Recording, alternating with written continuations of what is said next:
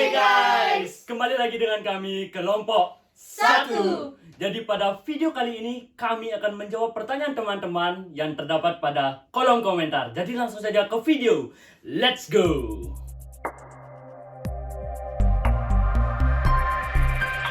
Bangsa Indonesia dengan Oke, jadi yang pertama saya akan menjawab pertanyaan ini.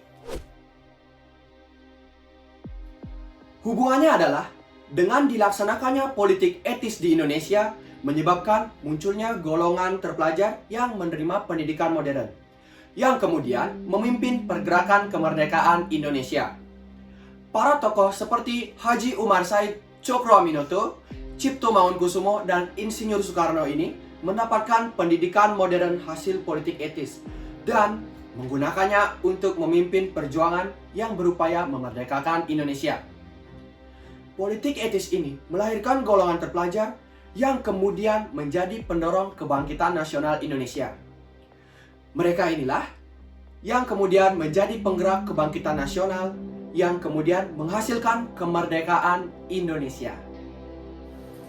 Selanjutnya saya akan menjawab pertanyaan ini, yaitu tentang peranan wanita dalam pergerakan nasional.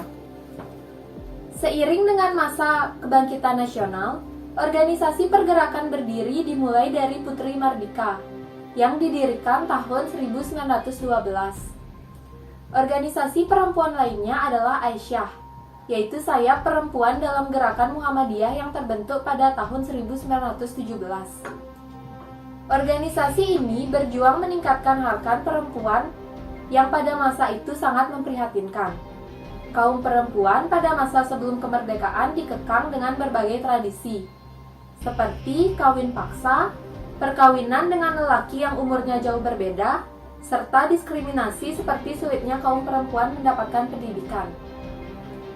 Para pejuang perempuan seperti Kartini, Rasuna Said, Maria Walanda, dan Dewi Sartika berupaya untuk meningkatkan pendidikan dengan membuka sekolah-sekolah perempuan dan menulis tulisan yang mengajak untuk meninggalkan budaya yang mengekang perempuan.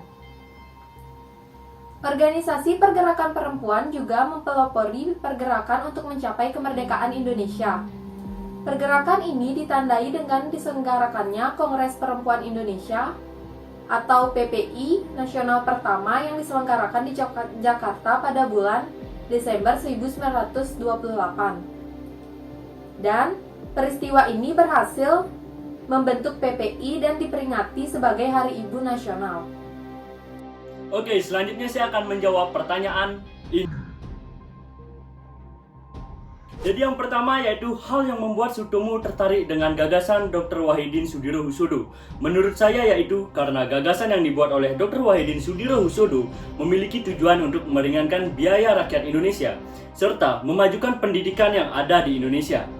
Lalu, ada juga dampak yang sangat besar bagi bangsa Indonesia dengan munculnya politik etis. Pada bidang pendidikan memiliki dampak positif yang bersifat jangka panjang. Selain itu banyak berdiri sekolah di daerah-daerah. Kemudian munculnya organisasi-organisasi pergerakan nasional seperti Budi Utomo dan Sarekat Islam. Berkat tokoh-tokoh tersebut membentuk kesadaran nasional sebagai bumi putra di Hindia Belanda. Pada zaman tersebut dikenal sebagai zaman pergerakan nasional. Mereka anak-anak muda terdidik, memiliki semangat tinggi dan peduli pada bangsanya.